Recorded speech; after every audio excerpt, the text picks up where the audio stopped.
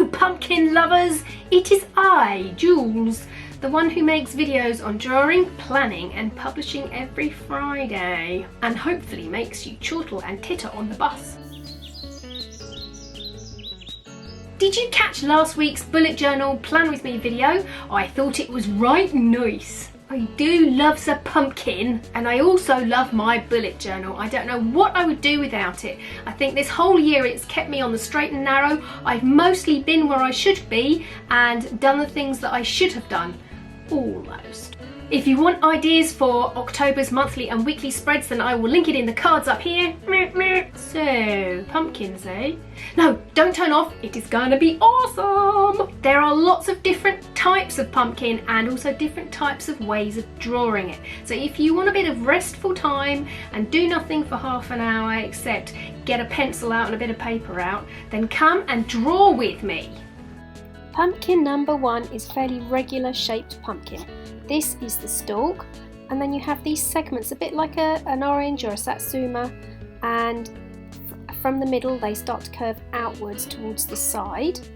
And this is just a brush pen, and you can just leave a few little white areas to show that the light is hitting the pumpkin, because some of them can be quite shiny.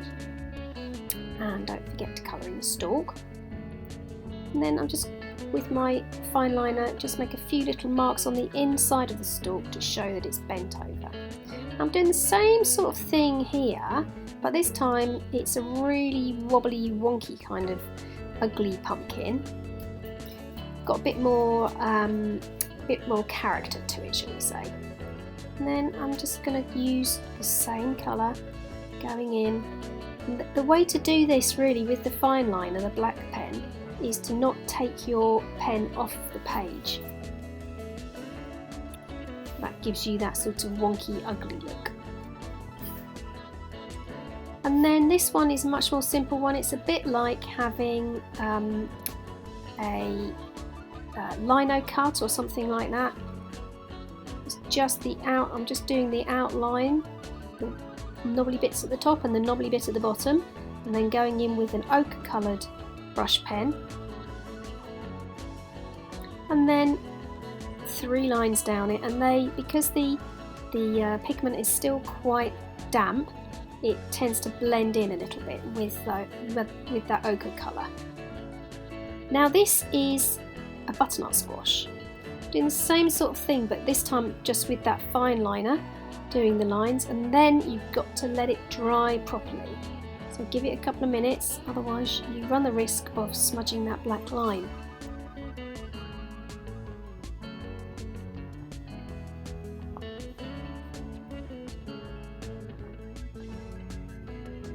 Not a very butternut squashy sort of colour. I should have done it in the ochre really. And then this is a sort of greeny yellow to show just a few leaves underneath it. And then this one is like a normal sort of regular jack-o'-lantern pumpkin, except it's long and thin. And I've used that greeny colour that I'd used previously and some brown, just because you get such a lot of variety of pumpkins. And then some pumpkin leaves.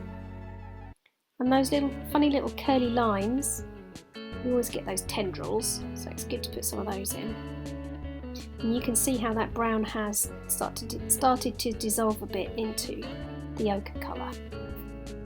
This time I've got a layout underneath so I can see what I'm doing. I'm just going to use the pens without putting any black lines on to start with. So the middle segment is a dark colour, and then it goes to a slightly paler orange, and then we've got that ochre on the outside. Just darkening that middle bit up a little bit. And then the stalk, and the thin end of the brush pen for the tendrils. And then I'm going to go back into it with my fine liner, so that's a 0.7, and doing a sort of offset look.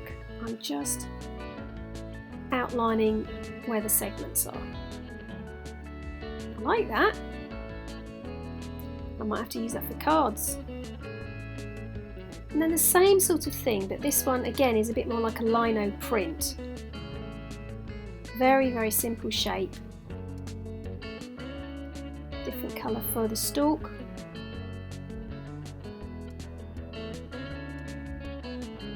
And then just surround it with a little bit of black lime. And again, here we're going to do another one of those, I think they're called blue prints or something, or black prints, something like that. I've grown them before. So they are much more knobbly than your jack-o'-lantern ones. So which colour shall I use for this? I'm going to use... Okay, I'm going to do a little experiment. I'm going to do some blending. So I've got my ochre and my brown there. And as you can see, started with the paler colour, put a little bit of the dark in, and then blended them. I'm going to try with the orange and the brown to see which I like better for this particular pumpkin. And I think I like, I'm going to go for that one. So take the lids off of both pens and hold them in your hands, and then you've got to work quite quickly, cover the area, but keep going back to that bottom section to make sure it stays damp, because if it dries out you won't be able to blend it. And then a bit of the darker brown, blend that colour up into the paler colour, and then just give it a little bit of dark right at the very, very bottom. And that's it. Just wait for it to dry and you have a blended picture. Okay, so we can't get away without doing some jack-o'-lantern type pumpkins. You can draw whatever sort of face you want on it, and if you want to make it look 3D, then you can put these little marks inside to show that it has some depth to the wall of the pumpkin. Perhaps you want to do a different sort of face, so some equilateral triangles, and then teeth with quite a smiley chap, and then you can just colour them both. You could do these and cut some out and stick them around the house. If you did them really big on A3 paper, that would make quite the statement.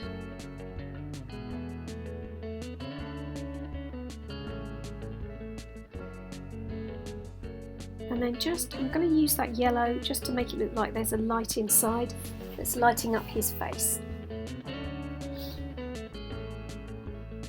And the same on the other side, but I've used a slightly darker orange for this. This is an orange that's got a little bit of a metallic darkness to it.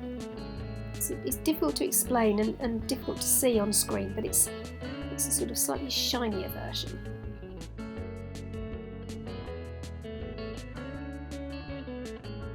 There you have it. 1, 2, 3, 4, 5, 6, 7, 8, 9, 10 different sorts of pumpkin. But what if you wanted to do some watercolour and dip pen? Well, this is my dip pen and waterproof ink. So just dip that in, and then I've done a drawing that's very, very light so that I don't have to rub it out. And I'm just following those lines, and they are the segments as they round away from the middle. And I'm deliberately not making this neat and tidy. I want the lines to be a bit scruffy, because you can't really, with a dip pen, you can't really control your ink so well, so you have to kind of go there a bit, let it become its own character. Now, I have left that to dry for a good 10 minutes, because I don't want that ink to be wet. And then I'm just, as you saw, I just put loads of water onto the inside area of the pumpkin. I haven't put any on the greeny bit underneath yet, and I'm working up a bit like I did when I was using the brush pens. I'm using different colours from the top and bottom, and because the water is quite it's wetted the paper enough, I can take a bit more time over this, but the water is really the carrier for the pigment. So I'm just watching it as I'm going along. I'm just watching to see where it's going and adding some orange. As you can see, I'm actually taking some of the pigment.